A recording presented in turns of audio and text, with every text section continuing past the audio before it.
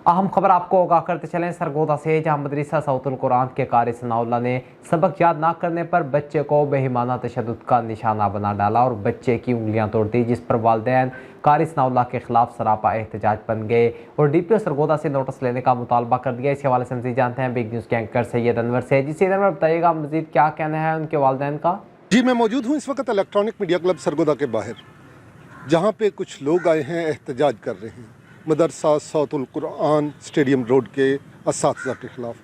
कारी सनाउल्लाह नाम की शख्सियत है जिसने अपने एक हाफिज़ बच्चे को, जो वहाँ पे हिफ्ज़ कर रहा है और माशाल्लाह से 18 पारे हिफ्ज़ कर चुका है, उसे इस कदर जिस्मानी तशद्दुद का निशाना बनाया कि उसकी उंगली फ्रैक्चर हो गई।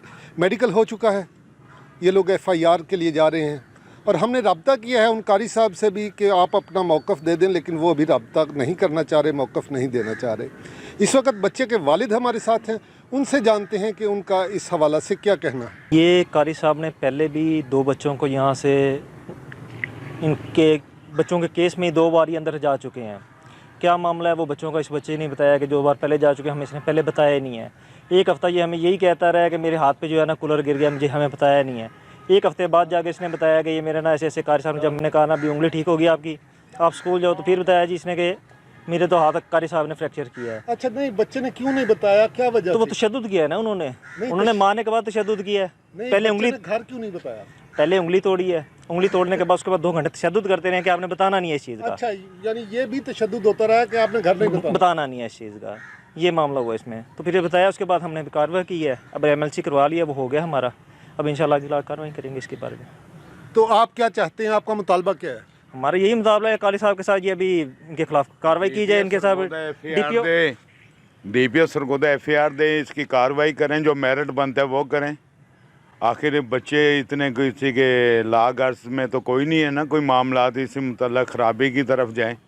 DPO सरगोदा से रिक्वेस्ट है वो इसकी कार्रवाई करें, जो बनती है मेरिट करें हम। जी, जैसा कि आपने इनकी गुफ्तगू सुनी, हमें अपने मदारिस और स्कूल्स के माहौल को दुरुस्त करने की ज़रूरत है।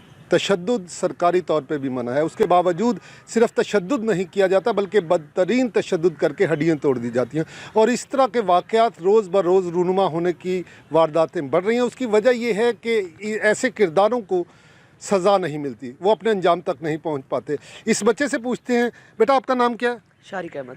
शारिक अहमद, क्या हुआ, ज़रा ख़ुद बताइएगा। सबकी सुना रहा था, 4 गलतियाँ आई हैं, मैंने उस टाइम कहा, पहले गुस्सा हुए हैं, घंटे बाद सबक सुनाया, सबके में ज़रा एक गलती आई है, तशद्दुद किया।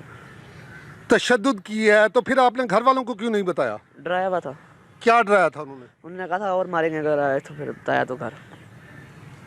जी, इस बच्चे की गुफ्तगू सुनी, इसका कहना है कि उस पर तशद्दुद तो किया गया, उसके बावजूद उसे जो तकलीफ़ और अजियत हुई वो अपनी जगह, लेकिन उसके बावजूद उसको ये भी मना कर दिया गया कि ना तो वो इसको प्रॉपर तरीके से इसकी ट्रीटमेंट ले सकता था, इसलिए कि वो वालिदैन को नहीं बताएगा तो फिर कौन है जो उसको तिबी इमदाद देगा। ये जुल्म की दास्तानें कब तक जारी रहेंगी? इनका मुतालबा यही है कि DPO सरगोदा एक्शन लें और मुतलका उस्ताद के ख़िलाफ़ एक्शन लेके उसे सज़ा दी जाए और इंसाफ का बोलबाला किया जाए। Syed Anwar, big news, Sargodha. बहुत शुक्रिया सैयद अनवर तफसीलात से आगाह करने का।